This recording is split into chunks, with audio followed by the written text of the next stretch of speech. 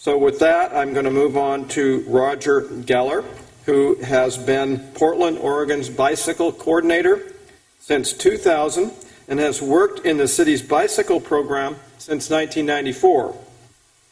In 1992, Roger and his family moved to Portland from Boston, Massachusetts, where he received an MA in Urban and Environmental Policy from Tufts University. His role as a bicycle coordinator requires an in-depth knowledge of design, policy, planning, and maintenance related to bikeways. Roger is currently managing Portland's update of its bicycle master plan.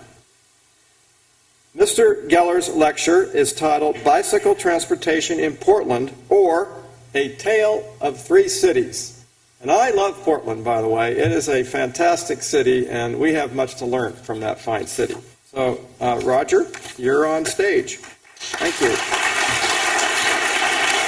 Yeah, I'm not sure how to switch this over. Maybe. Well, let's see if I can figure out how to make this work. Or maybe Katie will figure out how to make it work, and I'll tell the joke that I never tell at public speaking engagements, but have been looking to do it for a long time. And this is the kind of joke you tell when you have a 6-year-old daughter. Knock, knock. Interrupting cow. Moo! I could also tell you the interrupting pig joke, the interrupting squirrel joke, interrupting cat, interrupting dog. Believe me, they are all big hits with the 6-year-old crowd. But the biggest one is interrupting starfish. And we can form maybe a reception line at the end of the talk, and I can show you how that one works. So I am going to begin this talk with a caveat that the underlying assumption in everything that I'm talking about is that you have existing good land use policies, or actually existing good land use form that generally allow for relatively short trip distances. That's absolutely essential. Without good land use, you really are not able to encourage bicycling or walking as a legitimate means of transportation. So everything that I'm saying here assumes that we've got good existing land use patterns. Now, this is typically a 90-minute talk. I've been asked to pare it down to somewhere between 12 to 15 minutes. So I'll begin with the punchline, which is what I learned from a good friend of mine, that when you're giving a presentation, really you want to get to the conclusion right away. And then I'll go back and talk a little bit about it. So what's really important to understand in planning for an urban environment is that walkability is not bikeability. And I see this all the time, that there is this conflation between the two, that there's an assumption that if you create a very good walkable city, that you'll also have a bikeable city. And that's just not the case. And I think that in a lot of planning, and I see it in Portland all the time as well, in a lot of planning, there's an assumption that if you create excellent walking conditions and everything that goes into that, that bicycling will naturally follow. They obviously both benefit from short trip distances, but it's just not the case. And in fact, if you take a look at the WalkScore website and take a look at some of the most walkable neighborhoods in the country, none of them are places where very many people are comfortable riding a bicycle. If you take a look at some of the most walkable cities around the world, none of them, or very few of them, are also bikeable cities. The only ones that are really also bikeable cities are those that have invested and continue to invest significantly in developing a bicycling infrastructure. And so that's the next point, is that cycling really requires bicycling infrastructure. If you want to achieve world-class levels of cycling, which in Portland, that is our aspiration, you'll need a world-class infrastructure. That infrastructure has to appeal to the average person. So a lot of our planning and a lot of the designs that we currently have available to us in the US are not going to appeal to the average person. Yes, they're going to appeal to the so-called cyclists out there, people who really have that as a strong part of their self-identity, and others, but you're not going to attract the grandparents who may be new to cycling. You're not going to create conditions where parents are going to feel comfortable about allowing their 9-year-old child to ride a bicycle, which my understanding from Amsterdam planners is that is the age of independent mobility in Amsterdam, 9 years old. That's the age at which a child can walk out their front door and independently maneuver through the city, either by walking or biking. So that's pretty good. However, at the same time, it's not a bad start to appeal to the cyclists, and I'll talk a little bit more about why that is. Bicycling facilities, bicyclists, and bicycling must be visible. It's got to be very visible on the street, it's got to be bold designs, and it's got to be visible in our minds. And what I mean by that is one of the things that's really helped the cycling culture and the cycling movement in Portland has been something as simple as just counting the number of cyclists each year and making that information available to the public, to let them know that the investments that we're making in our cycling infrastructure is paying off in terms of use.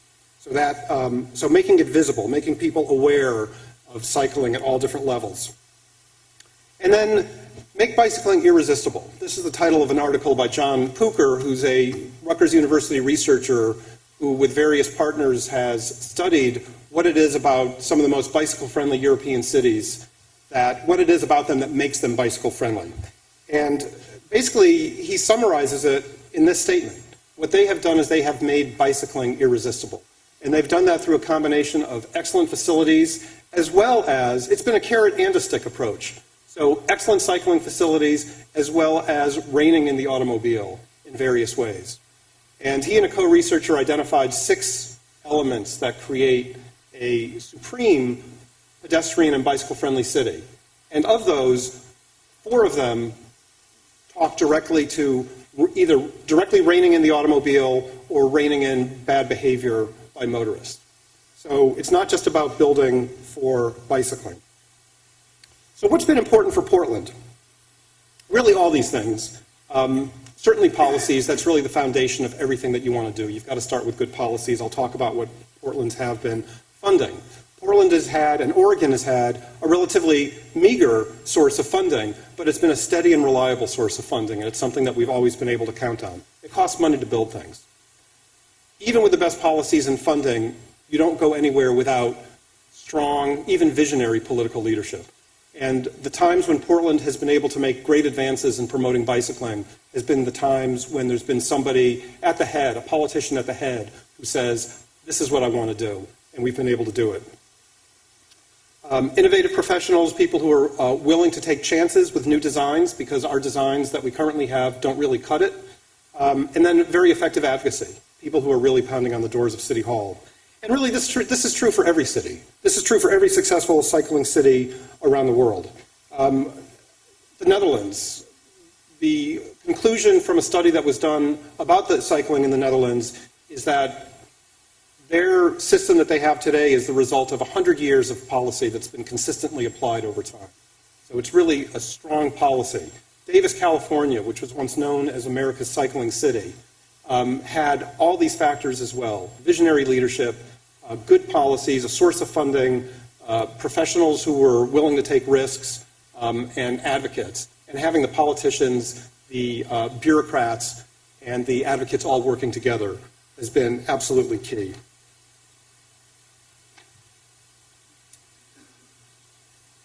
So I'll talk a little bit about the policies. We've got great policies in Oregon. These are sort of our complete streets policies. We've got something called the Bicycle Bill that was passed by the state legislature back in the early 1970s, and basically said that when you build a street, it's got to include the appropriate bicycle and pedestrian facilities. 1% of all general transportation revenue raised by the state, at least 1%, must be used on bicycle and pedestrian facilities. We've got a great state transportation planning rule that talks about making sure we're providing for choices for everybody. We've got excellent regional policies that direct a lot of funding to the development of bicycle facilities, and we've got very strong local policies that talk about 2 things. They talk about discouraging increased automobile use, decreasing per capita automobile use. That's our city's transportation, part of our city's transportation goal. And then for bicycling, we talk about making the bicycle an integral part of daily life in Portland. So that's sort of the background. Let's talk about the 3, what is it? Yes, the tale of 3 cities. Thank you. City number 1. This is the city where we've done a lot. This is what today's complete streets policies gets us. So what have we done? The biggest thing that we've done has been to build a network, build facilities. That's what all the really bike-friendly cities around the world are doing. Yes, you need education. Yes, you need encouragement. Yes, you need enforcement. You need all those things. But education and encouragement, it's hard to educate people how to ride a bike. It's hard to encourage them to ride a bike unless you have the facilities where they feel very safe and comfortable and that they work for people. So the facilities, I think, are really the foundation of everything that you can do that the general public sees. And so in 1980, this is what our bikeway network looked like. 28 years later, this is what it looks like. We've got 170 miles of on-street bike lanes. We've got 30 miles of on-street bike boulevards. We have about 70 miles of off-street paths. If you're a moderately skilled cyclist in Portland and are inclined to ride a bike, it's pretty easy to ride a bike almost any place in the city. These are the kind of facilities that we have. Bike Boulevard is shown in the upper left. Bike lanes, off-street paths, very conventional facilities, but one thing that we've done well is build them to fairly high quality. We've really used the best tools available to us as allowed under federal guidelines, and we've also used tools that really have not been available to us. Our credo in regard to building facilities has been not to ask, what are we allowed to do? What do the standards allow us to do? But mostly what we've asked is, what makes the most sense here? What can we do? What's the best thing to do here?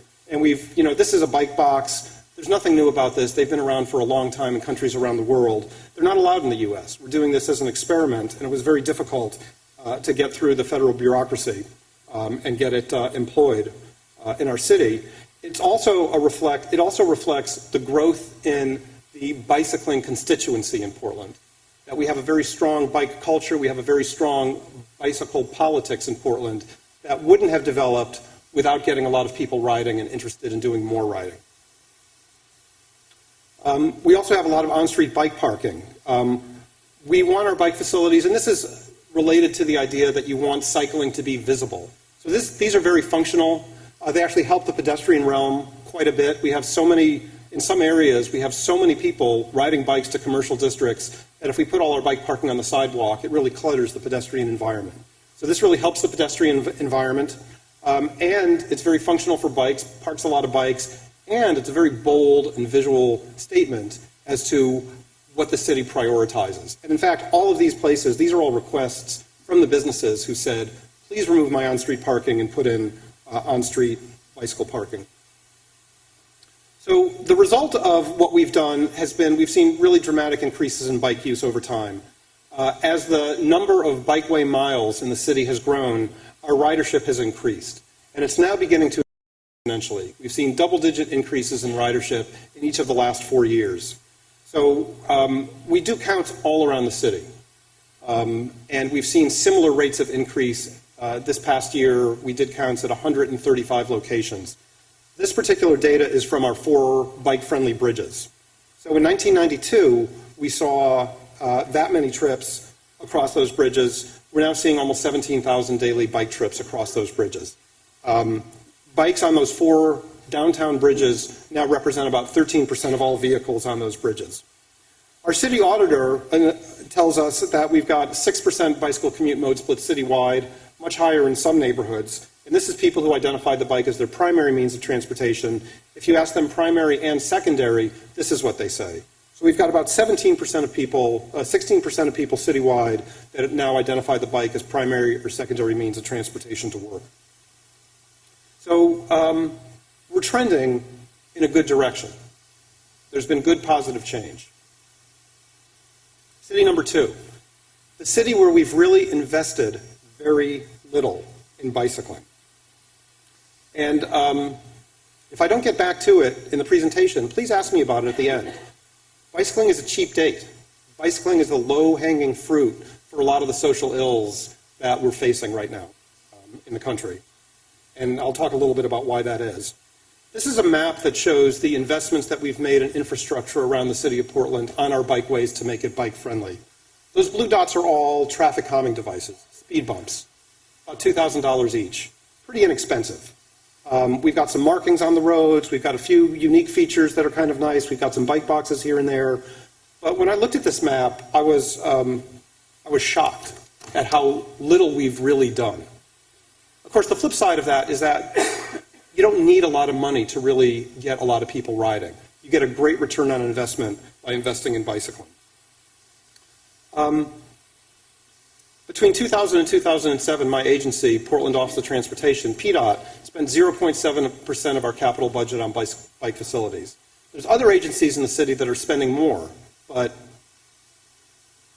that's almost embarrassing. That is almost embarrassing. If we take a look at what other cities around the world, other bike cities that we emulate, what they're spending per capita and what their mode split is. So the green is annual spending per capita roughly. The blue is bike mode split. So, it's like a lot of things. You get what you pay for. So we're not spending, in fact, we've done a calculation, we've done an estimate that for all the bike facilities in the city of Portland, we've spent approximately $55 million in the last 30 years in 2008 dollars. That buys you approximately one half of maybe even less than one half of a modern freeway interchange. Okay, all the money we've invested in bicycling in Portland in 30 years wouldn't even buy you a freeway interchange today. Okay, city number 3, the city that we want. Right, this is what we want. We want people using their bicycles regularly throughout town in great numbers, feeling comfortable, feeling safe, not wearing helmets. We want priority for bikes. Was that funny? Not helmets? Right? We want, this is a common scene in Amsterdam. So to get to the city that we want, what do we need? We need policies that prioritize the bicycle. So in the update of our bike master plan, we're talking right now of taking that policy that says we want bicycling to be a part of daily life. And we want to say we want the bicycle to be the preferred means of private vehicular transportation for trips of 3 miles or less, and to otherwise maximize its potential. What's the other private vehicular means of transportation? It's the car. So we're setting up a direct head-to-head conflict with the automobile. Not with transit, not with walking, because we're talking about private and vehicular. Our policies right now talk about equality, about giving people a choice. But again, if you look at the cities around the world that have these high mode splits, it's not about a choice. It's about saying we want the bike to be preferred for many reasons. And that is what we want. Funding. We need money. It costs money to build a system. However, we've got about a $160 million plan. $20 per capita over the next 16 years would fund that plan completely. $160 million. Now remember, in the period between 2000 and 2007, we spent $2.7 million. So 160 is a pretty big step up. To put that in terms, to put the $20 per capita per year in terms that college students and graduate students will understand, that's 2 pitchers of beer a year. Okay? 2 pitchers of beer a year. Over 16 years. So, more, it's 32 pitchers. Designs. We need much better designs than we currently have. What we want is we want people to be able to ride in the heart of our city and have it feel like what it feels like when you're riding your bike on the Burke-Gilman Trail. Because that is what it feels like in Amsterdam and Copenhagen, right? As Peter alluded to, very comfortable, very safe, riding right through the heart of town, in the heart of the business districts. That's what we want, and we're not going to get there with 5-foot bike lanes, and we're not going to get there with shared lane markings. That is an interim step. We need world-class designs. And obviously, we're not going to be able to implement those day one. We need to build our constituency.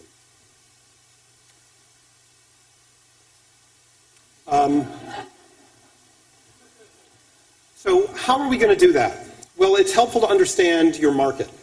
So this is a spectrum that is proportionate to, this is the population of Portland on a spectrum that shows their relationship to using a bicycle for transportation.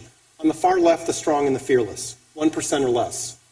right? When you see national statistics that talk about 1% bike mode split nationwide, these are the people who are doing it. These are the people who will ride anywhere, any city, and so you've got about 1% in most people in most cities of bike use. The enthused and the confident. That's the group that has made Portland a platinum-level bike-friendly city. Less than 10% of the population. That's the group that's willing to ride in bike lanes. That's the group that will ride in shared lane markings. That's the group that likes, That's the group that likes that. At the far right, about a third of the population just not going to ride. So we're not going to concern ourselves with them. It's this interested but concerned group that we estimate to be about 60% of the population. They want comfort. They want safety. They want things to be attractive. They want things to be direct. They want to feel really comfortable and safe on a bike. So our designs have to speak to them. And the main way that this is done is by separation. Cycle tracks, buffered bike lanes, bike boulevards. We can't build these yet. We don't have the political will, because to do this, you have to take away parking or you have to take away travel lanes. We can't do that yet. So Portland's strategy is going to focus on a network of bike boulevards. We want to expand our network of bike boulevards from existing 30 miles to about 180 miles. These are family-friendly routes where traffic volumes are low, traffic speeds are low, and we mark them so that it's clear that cyclists and bikes have the priority. This will get us the next big jump in ridership that we need. So this is our existing network. We want to build bike boulevards there. We want to build bike boulevards there. And we want to build bike boulevards there. So we really want to crisscross the city with this network. This is our $150 million plan. It's now 160. Can we do this? Well, here's some numbers to consider. This was a slide I put together. It's Oregon specific. But if we wanted to spend $18 per capita in all the urban areas of the state and build a really good urban network in every city in the state, 0.44% is what we need out of the state budget. 1.3% is what we'd need out of the state transportation budget. 0.33%, if we were just focused on Portland, that's what we need out of Portland's annual budget to get us the $18 per capita per year for the next 16 years, $18 to $20. The money is there. It's just a matter of priorities. And in conclusion, we're getting there. We are building our constituency. Our policies are very helpful, but they're not enough. We need money, we need designs. If we look to the Dutch and the Danes, and we do, what we see is an emphasis on facilities that allows for safety and comfort, the development of a network that is direct and attractive, a focus on policies that provides a preference for bikes, and a commitment to funding. What we need is to have our cities look like we really want people riding bikes. We need a ubiquitous bicycling infrastructure, and with that, we'll get ubiquitous cycling. Thank you.